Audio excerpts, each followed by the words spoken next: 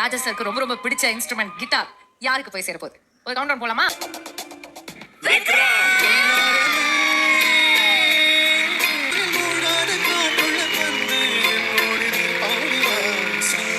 போறதுக்கு முன்னாடி ஜானோட பாடல்கள் கேட்கணும். ஜான் பாடுற அந்த சாங்ஸ் எல்லாம் கேட்டுட்டு தான் அவங்களோட லைஃபே அப்படியே. ஜான் பாடணுமா? ஜான் எங்கன்னு வருவாரு? பாடணுமா? ஜான் எங்க இருக்கான்னு தெரியாது எனக்கு.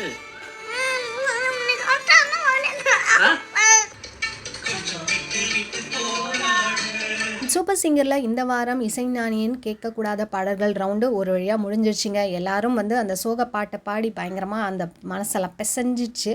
அண்ட் ஜான் அவர்கள் பார்த்திங்கன்னா பாடு நிலாவிலேருந்து மலையோரம் வீசும் காற்று அந்த சாங் தான் பாடியிருந்தார். ஆக்சுவலாக பார்த்திங்கன்னா அவர் எப்போவுமே சூப்பராக அந்த எஸ்பிபி சாங்ஸை எடுத்தாலே அந்த வாய்ஸை கிட்டத்தட்ட அவர் பாடிடுவார், வேறு லெவலில் இருக்கும். ஆனால் அவருக்கு கோல்டன் பஸர் வழங்கப்படல. ஏன்னா ஸ்ருதியில் ஏற்ற இறக்கங்கள் சிலதெல்லாம் மிஸ்டேக்ஸ் பண்ணியிருக்காரு அப்படின்ற மாதிரி. ஆனால் அனுராதா மேம் என்ன சொன்னாங்க அப்படின்னா, உங்கள் வாய்ஸ் அந்த எஸ்பிபி வாய்ஸில் நீ பாடும்போது என்னவோ பண்ணுதுரா அப்படின்ற மாதிரி ஃபீட்பேக்லாம் கொடுத்துருந்தாங்க. அண்ட் மனோ அண்ட் சுஜாமா எந்த ஃபீட்பேக்கும் கொடுக்கல.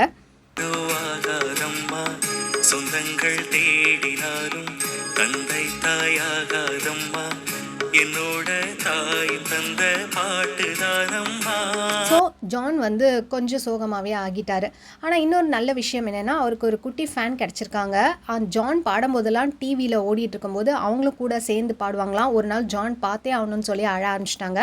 அதை எடுத்து அவர் வந்து இன்ஸ்டா ஸ்டோரியில் போட்டிருக்காரு. அதை ஜான் பார்த்துருக்காரு. அதுலேருந்து அந்த பாப்பாவை ஃபாலோ பண்ணிகிட்டு இருக்காராம்.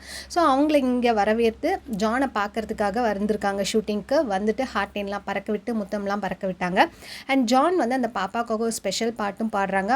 அவங்களுக்கு ரொம்ப பிடிச்ச பாட்டான் அந்த பச்சை மலை பூ கிழக்கு வாசல்லேருந்து அந்த சாங்கை மறுபடியும் அவங்களுக்காக பாட்டு பாடி அசத்திட்டாரு. அண்ட் அந்த பாப்பா அப்படியே ஒரு மாதிரி கண் கலங்குற மாதிரி இருக்குது. ஜான் வந்து பாடும்போதெல்லாம் ரொம்ப எமோஷனலாக ஒரு ஃபீல். ஏற்கனவே பூர்வ ஜென்ம பந்தம் மாதிரி ஏதாவது இருக்குமோ அப்படின்ற மாதிரி தான் தோணுது. எல்லாரும் பாடி முடிச்சிட்டாங்க. இந்த வாரம் ஏதாவது எலிமினேஷன் இருக்குமா அப்படின்னு எல்லாரும் பயந்துக்கிட்டும் இருக்காங்க.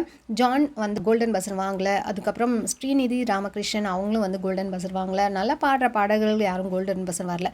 சரி, 4 பெஸ்ட் பர்ஃபார்மர் இருந்தாங்க. யார் அப்படின்னு பார்த்தீங்கன்னா சஞ்சீவ், அருண், அப்புறம் ஸ்ரீநிதி, ஸ்ரீ பிரகாஷ், அப்புறம் நான் வைஷ்ணவி, இவங்களுக்கு எல்லாருமே பெஸ்ட் பர்ஃபார்மர் கொடுத்தாங்க. பெஸ்ட் என்டர்டெய்னர் அப்படின்னு சொல்லிட்டு அருணுக்கு கொடுத்துருந்தாங்க. அப்போது வந்து விக்னேஷ்க்கும் வந்து எந்த ஒரு பெஸ்ட் பர்ஃபார்மர் அந்த மாதிரி எதுவுமே போகல. நெக்ஸ்ட் வந்து ரொம்ப சர்ப்ரைஸாக ஒரு கிஃப்ட் வந்து இன்ட்ரடியூஸ் பண்ணுறாங்க. என்னென்னா இளையராஜாவோட ஸ்பெஷல் ரவுண்டுக்கு ஸ்பெஷலான ஒரு இன்ஸ்ட்ருமெண்ட், அவருக்கு ரொம்ப பிடிச்ச இன்ஸ்ட்ருமெண்ட் அப்படின்றாங்க. கிட்டார் வந்து இளையராஜா அவர்களுக்கு ரொம்ப பிடிக்குமா. இந்த தடவை வந்து அந்த மாதிரி ஒரு எமோஷனலாக கொண்டு வந்து ஃபீல் பண்ணி நம்மளை வந்து ஒரு மாதிரி ஆக்குனது வந்து நம்மளுடைய விக்ரம் அப்படின்னு சொல்லிட்டு அவர் அனௌன்ஸ் பண்ணும்போது பயங்கர ஹாப்பி. ஏன்னா அவர் ஏற்கனவே சொல்லியிருக்காரு 15 years ஆஃப் ஸ்ட்ரகிள் அவர் வந்து இந்த மியூசிக் ஃபீல்டில் சந்திச்சிருக்காரு.